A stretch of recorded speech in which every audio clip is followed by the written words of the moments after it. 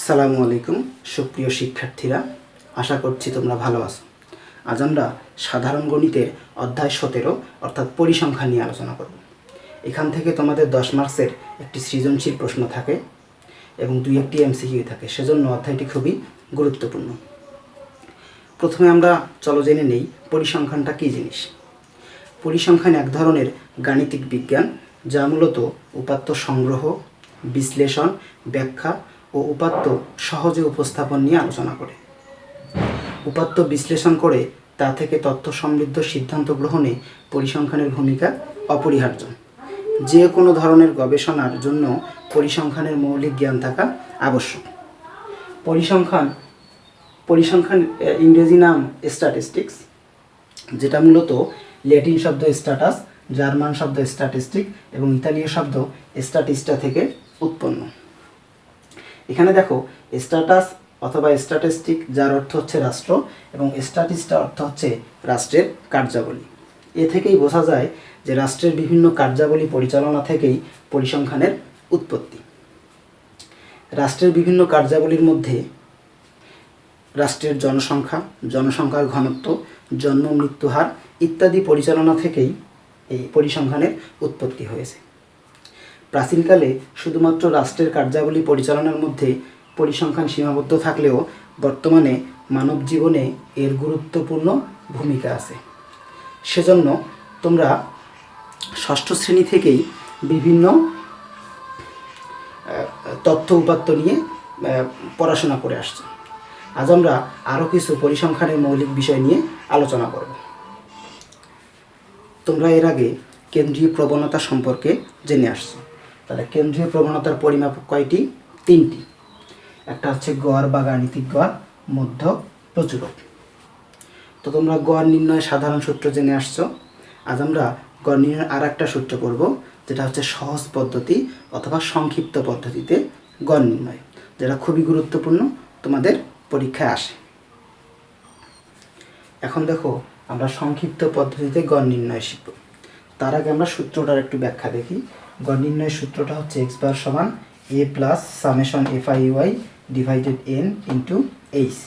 তাহলে একে বলা হয় অনুমিত গড়, fi তোমরা জানো গণসংখ্যা, uy হচ্ছে ধাপ বিচ্যুতি, n হচ্ছে মোট গণসংখ্যা, h হচ্ছে শ্রেণী ব্যবধান। এখন অঙ্ক করার জন্য আমরা এই সূত্রটা শুধু ব্যবহার করব, আর এগুলো আমাদের জানতে হবে। তো তোমাদের অঙ্ক করার জন্য শুধুমাত্র 2টা জিনিস দেওয়া থাকবে, শ্রেণীব্যাপ্তি আর হচ্ছে গণসংখ্যা। গণসংখ্যাকে আমরা প্রকাশ করি, তোমরা জানো, এফআই দ্বারা। এখন দেখো আমরা সংক্ষিপ্ত পদ্ধতিতে গড় নির্ণয়ের জন্য একটা ছক করে নিব। ছকটা 5টা ধাপে বিভক্ত। একটা হচ্ছে শ্রেণীব্যাপ্তি, একটা হচ্ছে মধ্যমান, যাকে আমরা xi দ্বারা প্রকাশ করি, গণসংখ্যাকে এপাই, ধাপ বিচ্যুতিকে ইউআই, আর গণসংখ্যা গুণন ধাপ বিচ্যুতি, যেটা হচ্ছে এপাই গুণন ইউআই। তো মধ্যমান তোমরা আগে থেকেই জানো, শ্রেণীব্যাপ্তির সংখ্যা 2টা যোগ করে 2 দিয়ে ভাগ করলে মধ্যমান পাই। তাহলে এই 2টা যোগ করে ভাগ করলে তাহলে 35.5, এটা করলে হচ্ছে 45.5, 55.5, 75.5, 85.5, এটা গেল। এখন এখান থেকে প্রথমে তোমাকে এর মানটা আগে বের করতে হবে। এ ছিল আমাদের কি? অনুমিত গড়। এ বের করা হয় সবচেয়ে বেশি গণসংখ্যা কোথায় আছে দেখো তো, 22-এ। তার যে মধ্যমান, সেই মধ্যমানটা হচ্ছে এ। তাহলে এইটুকু হচ্ছে এ এর মান। তাহলে আমরা যখন এ পাই তখন আমরা ধাপ বিচ্যুতি বের করতে পারবো। তো ধাপ বিচ্যুতি নির্ণয়ের সূত্রটা হচ্ছে এরকম, ইউআই সমান xi মাইনাস এ ডিভাইডেড হচ্ছে এইচ। তো এইচকে আমরা বলে রাখছিলাম কি? শ্রেণীব্যাপ্তি। তাহলে এখন দেখো এর ভ্যালু আমরা নিছি 65.5, আর ওইটারই xi হচ্ছে 65.5। তাহলে এটা যদি ভ্যালু বসাই 65.5 মাইনাস 65.5 ডিভাইডেড এইচ এর ভ্যালু 10, তাহলে এটা ক্যালকুলেশন করলে 0।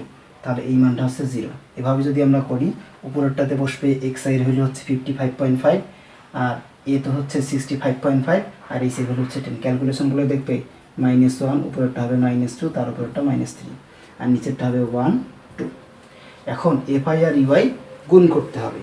যদি গুণ করো, এফআই এর ভ্যালু 6 আর ইউআই এর ভ্যালু -3, এটা -18, এটা হচ্ছে -16, এটা হচ্ছে -12, এটা হচ্ছে 0, এটা 5, এটা হচ্ছে 14।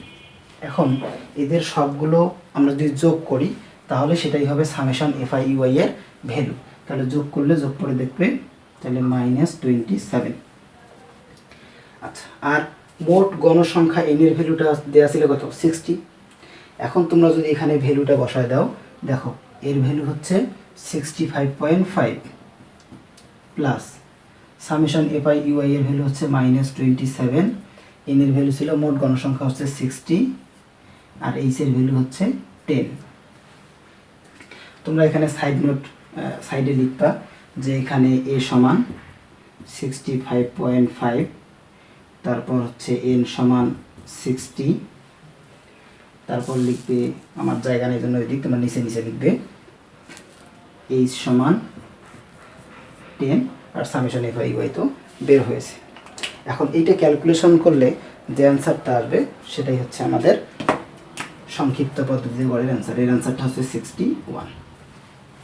তাহলে এভাবেই আমরা সংক্ষিপ্ত পদ্ধতিতে গড় নির্ণয় করতে পারব। এখন আমরা দেখব মধ্যক নির্ণয়। তো মধ্যক নির্ণয়ের জন্য সূত্রটা হচ্ছে মধ্যক সমান L plus n/2 - fc × h/fm। তাহলে প্রথমে আমরা দেখে নিই চলকগুলো কি বলতেছে।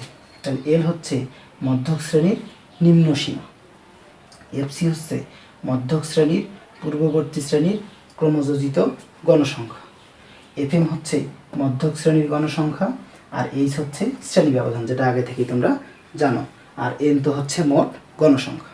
এখন যখন আমরা এই মধ্যক বের করব, তো আমাদের শ্রেণীব্যাপ্তি গণসংখ্যা যদি দেওয়া থাকে তাহলে আমাদের আর একটা ধাপ বের করতে হবে, ক্রমযোজিত গণসংখ্যা। তো তোমরা এর আগে ক্রমযোজিত গণসংখ্যা বের করছো, তাহলে প্রথমটা ঠিক থাকে, এই সংখ্যার সাথে এই সংখ্যা যোগ করলে তার পরবর্তী সংখ্যা অর্থাৎ 14, তারপরের সংখ্যাটা হচ্ছে তোমার হচ্ছে 26, তারপরে হচ্ছে 48, 53, 60। তাহলে মোট গণসংখ্যাই কিন্তু ক্রমযোজিত গণসংখ্যার শেষ সংখ্যাটা হবে। এখন আমরা ছকের কাজ কমপ্লিট করলাম, এখন আমরা বের করব। দেখো আমরা লিখবো কেমন করে। তাহলে প্রথমেই মধ্যক বের করতে গেলে মাঝখানের জিনিস বের করতে হবে, অর্থাৎ n/2 এর ভ্যালুটা বের করতে হবে।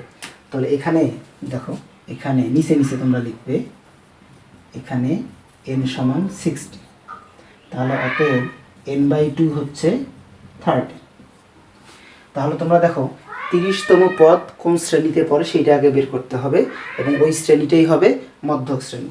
তাহলে 30তম পদ দেখো 26 নম্বর পর্যন্ত এখানে ছিল, তাহলে 30তম পদ এইখানে আছে, তাহলে এই শ্রেণীটাই হচ্ছে মধ্যক শ্রেণী। তাহলে আমরা লিখি যে 30তম পদ যে শ্রেণীতে অবস্থিত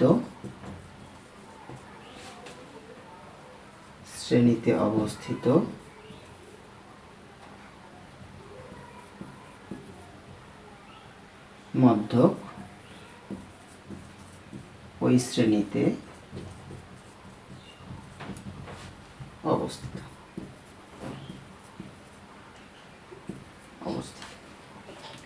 তাহলে মধ্যক 30তম পদ যে শ্রেণীতে, তাহলে এই 30তম পদ 61 থেকে 70 শ্রেণীতে অবস্থিত। তাহলে অতএব 30তম পদ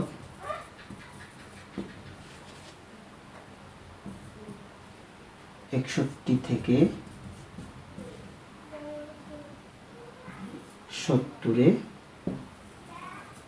থাকবে। সুতরাং মধ্যক শ্রেণী 61 থেকে 70, এটা প্রথমেই বের করতে হবে, কারণ আমরা এখান থেকে এল এর মান পাবো। এল বলা হয়েছিল কি মধ্যক শ্রেণীর নিম্ন সীমা, তাহলে মধ্যক শ্রেণী যদি এটা হয়, নিম্ন সীমা হচ্ছে 61। তাহলে দেখো আমরা লিখবো এভাবে, নিচে লিখবে যে সাইডে লিখবে, এটা আমি মিশাই দিচ্ছি।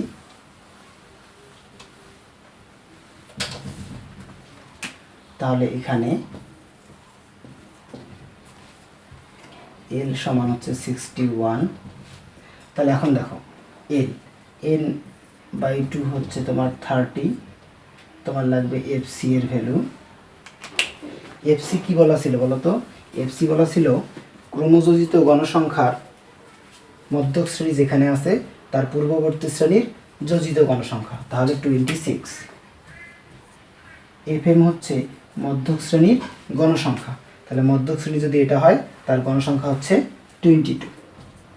আর এইচের মান হচ্ছে শ্রেণী ব্যবধান, যেটা হচ্ছে আমাদের 10। তাহলে এই সবগুলো মান পেয়ে গেলাম।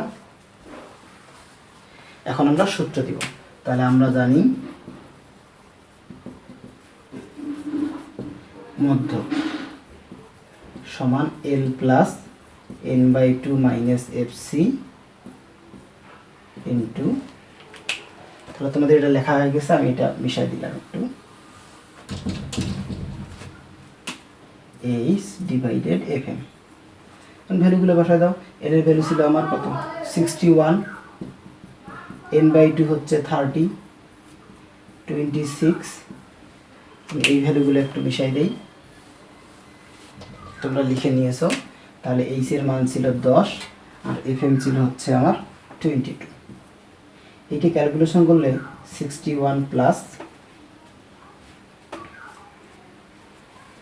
এটা হচ্ছে 4 ইন্টু 10 ডিভাইডেড 22, তাহলে 61 প্লাস 40/22, তাহলে 61 প্লাস এটা তোমরা ক্যালকুলেটর দিয়ে করো 1.82, তাহলে 62.82। আরও অনেক ছিল, এই জন্য তোমরা অবশ্যই প্রায় লিখে দিবে। তাহলে এটাই হচ্ছে আমাদের মধ্যকের ভ্যালু। এখন আমরা দেখো প্রচুরক নির্ণয় করব। তো প্রচুরক নির্ণয়ের সূত্রটা হচ্ছে সব থেকে L plus f1/f1 plus f2 into H. তাহলে প্রথমে আমরা চলো চলকগুলো সম্পর্কে জেনে নিই। তাহলে এল হচ্ছে প্রচুরক শ্রেণীর নিম্ন সীমা, f1 হচ্ছে প্রচুরক শ্রেণীর গণসংখ্যা থেকে তার পূর্ববর্তী শ্রেণী গণসংখ্যা মাইনাস করতে হবে, f2 হচ্ছে প্রচুরক শ্রেণী গণসংখ্যা থেকে তার পরবর্তী শ্রেণী গণসংখ্যা মাইনাস করতে হবে, আর এই তোমরা জানো শ্রেণী ব্যবধান।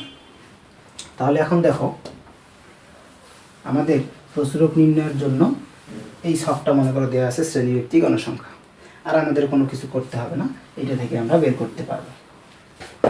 দেখো প্রচুরক নির্ণয়ের জন্য যে এখানে গণসংখ্যা সর্বোচ্চ 22 আছে কোন শ্রেণীতে? দেখো 61 থেকে 70 এত শ্রেণী। তাহলে আমাদের প্রথমে এই শ্রেণীতে প্রচুরক নির্ণয়ের জন্য প্রথমে প্রচুরক শ্রেণী বের করতে হবে। তাহলে অতএব প্রচুরক শ্রেণী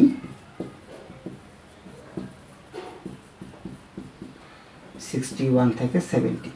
যদি আমরা প্রচুরক শ্রেণী পাই তাহলে এখান থেকে আমরা সব চলকগুলোর মান পেয়ে যাব। তাহলে এটা এখন দেখো আমরা এখন লিখব যে এখানে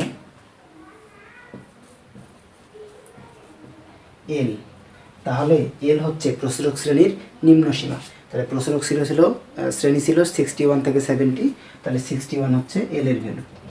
f1 হচ্ছে দেখো আমরা বলছি প্রচুরক শ্রেণীর গণসংখ্যা থেকে তার পূর্ববর্তী শ্রেণীর গণসংখ্যা মাইনাস, তাহলে প্রচুরক শ্রেণীর গণসংখ্যা 22 মাইনাস 12, তার পূর্ববর্তী শ্রেণীর গণসংখ্যা দেখো 12, তাহলে এটা হচ্ছে 10।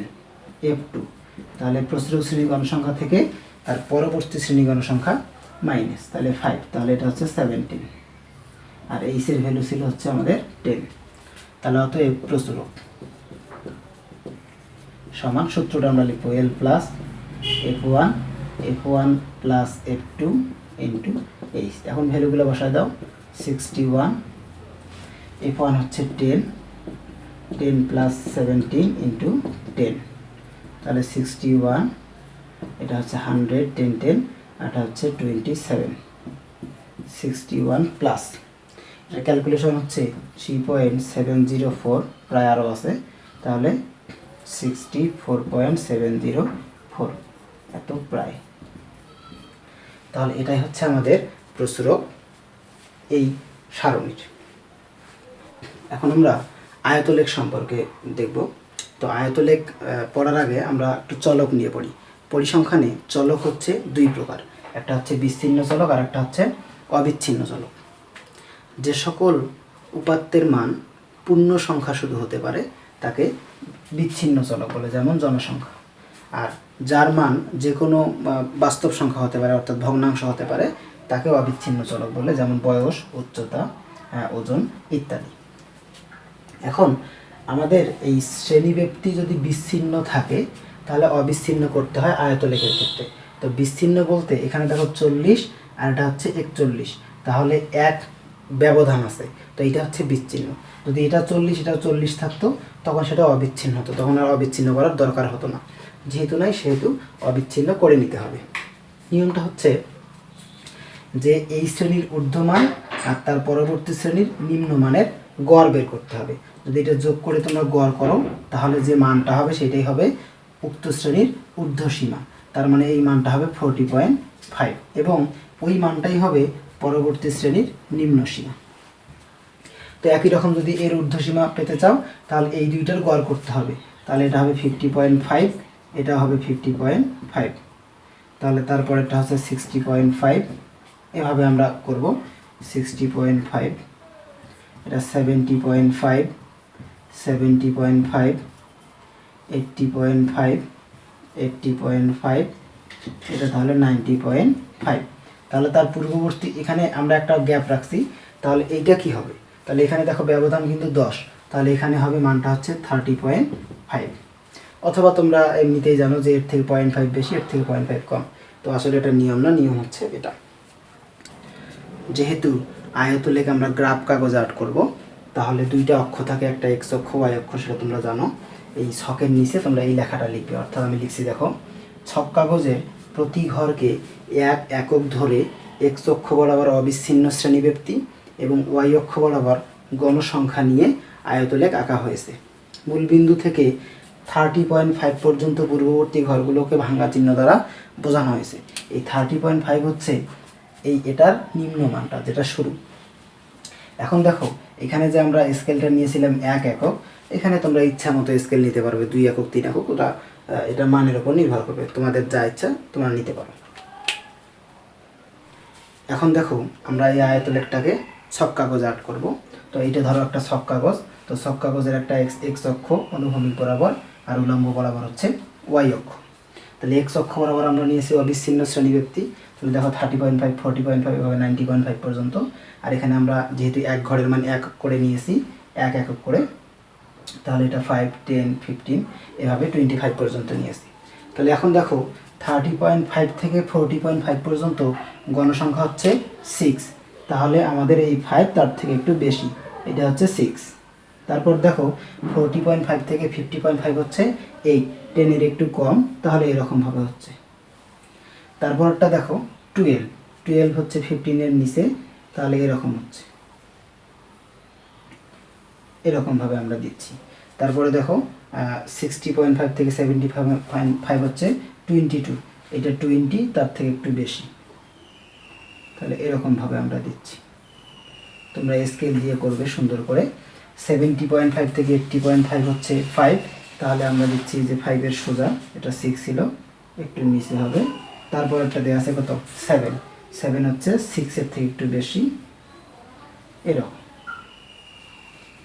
তাহলে এটা হচ্ছে আয়তলেখ, লিখে দিবে এখানে। এইটা হচ্ছে অবিচ্ছিন্ন শ্রেণীব্যাপ্তি, মানে এক্স অক্ষ বরাবর অবিচ্ছিন্ন শ্রেণীব্যাপ্তি, আর ওয়াই অক্ষ বরাবর আমি একটু মিশাই দিচ্ছি এখানে, এগুলোর আমাদের দরকার নাই। তাহলে এই বরাবর গেছে আমাদের